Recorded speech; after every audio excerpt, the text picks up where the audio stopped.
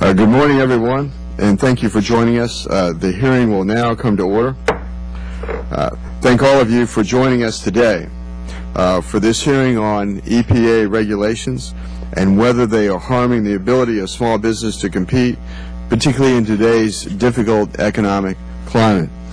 I would like to extend special thanks to our witnesses for making the trip to the Capitol and taking time out of their schedules to discuss this issue with us here today. Our subcommittee will hear directly from small business owners about how existing and proposed EPA regulations are affecting their industry and hindering their ability to remain profitable and grow their businesses. According to a 2010 report by the Office of Chief Counsel for Advocacy at the Small Business Administration, small businesses bear a significantly greater burden as a result of federal regulations than larger businesses. This report indicates that federal regulatory costs to small businesses per employee are $10,585, an amount that is 36% higher than the cost borne by larger employers. Under the leadership of Administrator Lisa Jackson, the EPA is in the process of developing and finalizing some 30 regulations and instituting new policy rules. The EPA has adopted a rigorous environmental agenda that gives little consideration to the impact on businesses in general and small businesses in particular.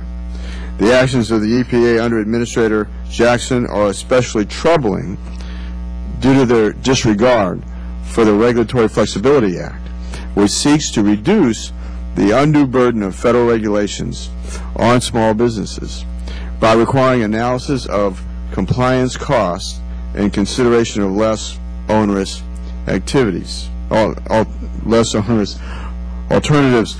Not only has EPA overlooked federal law, but it has indicated a willingness to sidestep the President's wishes as well.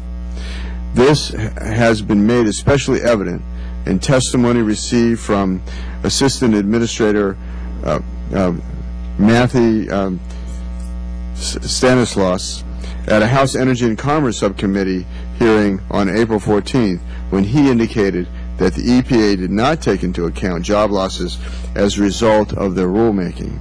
This directly contradicts Executive Order 13563, which orders all federal entities to, quote, impose the least burden on society, unquote, taking into account, quote, the cost of cumulative regulations, unquote, as well as requiring that agencies should analyze any rules that are excessively burdensome. Speaking directly about small businesses, which have accounted for about 70% of all new jobs in the United States, the EPA has also disregarded a January 18th presidential memorandum that solidifies the commitment of the executive branch to promote the importance of the Regulatory Flexibility Act to protect small businesses from onerous regulations. We owe it to our constituents to critically analyze the need for these regulations and the impact they will have on businesses in our districts, states, and country overall. It is paramount that regulations or rules that purport to protect the environment are balanced and do not turn a blind eye to the economic concerns of our nation's small businesses. These businesses are the engine that drives our economy, without which no true recovery will be possible. I look forward to hearing from our witnesses on the real-world effect of these EPA regulations and the implications for business growth and job creation. I now recognize the ranking member, Altmaier, for his opening statement.